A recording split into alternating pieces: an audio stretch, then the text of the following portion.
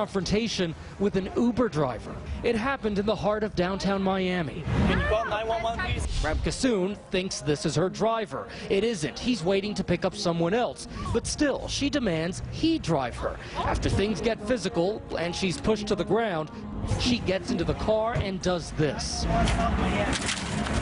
Many of you chiming in right away online. Violetta writing, "This person should not be practicing medicine." Another saying, "I wouldn't go anywhere near the facility for medical care if she continues to work there." And another saying, "She should be arrested and charged with assault." But the driver, speaking to local station WTVJ, is not pressing charges. She was erratic. She was like screaming, cursing, calling me names. Ramkissoon now on administrative leave from the hospital while it conducts an internal investigation, and Uber has suspended her. For Good Morning America, Gio Benitez, ABC News, New York. And Dr. Anjali Ramkissoon joins us now. Welcome to GMA. Thanks for coming on this morning. That video is so hard for all of us to watch. I can't imagine what it's like for you. When you look at it, what do you see? I see a person that is not me.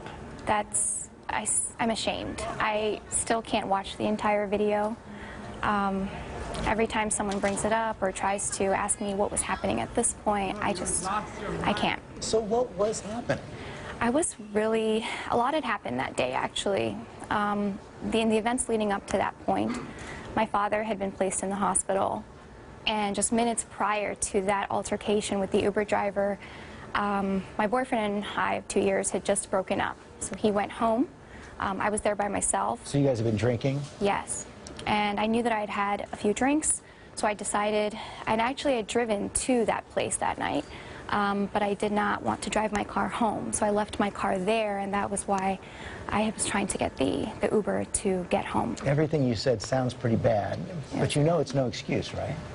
There's absolutely no excuse for my actions. I'm ashamed. I'm so sorry.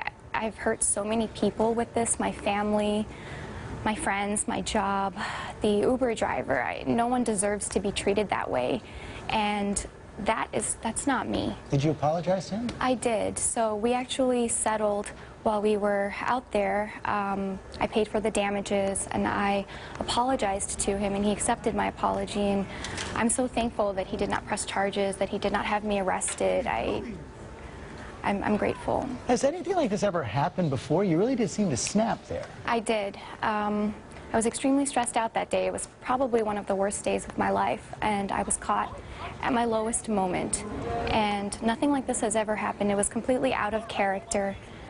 Anyone that knows me, they see that video and they say, "That's not you." And it really just, it's not me. Could any part of yourself see yourself doing this and get a handle on it and say, wait, I've lost control here?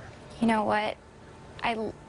Hindsight is 20/20, and every time I look back at it, I say could've, should've, would've. And in the moment, I was just so angry. I wasn't really thinking, and if I could take it back, I would.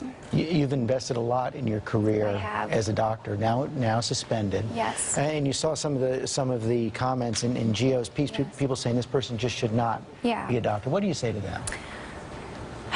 I had a bad night. I made a huge mistake, the biggest mistake of my life, and that person is not me. And yes, I'm on administrative leave from my job right now, but at the same time, this has not just affected my career, it's also affected my family, it's affected my personal life. I get it. I did something extremely horrible, and I'm extremely sorry for it. But I've also been receiving horrible messages on cyberspace, the cyberbullying. My family was targeted, their address was leaked. I've received messages telling me that I should kill myself, that I should have been raped that night. I think it's ridiculous, and I'm here to own up to what I did. I'm taking responsibility for it, and I'm asking for forgiveness. How do you make it good? How do you get your job back? I think the best thing at this point is to just take responsibility for what I've done. I did it, and I'm ashamed of what I did, and this would never happen again. And I think at the same time I should also speak out that, to send a message out to people and the public to be careful and use my story as a message, as a lesson, to be careful what you do in public, because the things that we do can be taped and we can have to suffer severe ramifications for these things. And I know it's not easy to speak out like this. Thanks for joining us this morning. Thank you so much.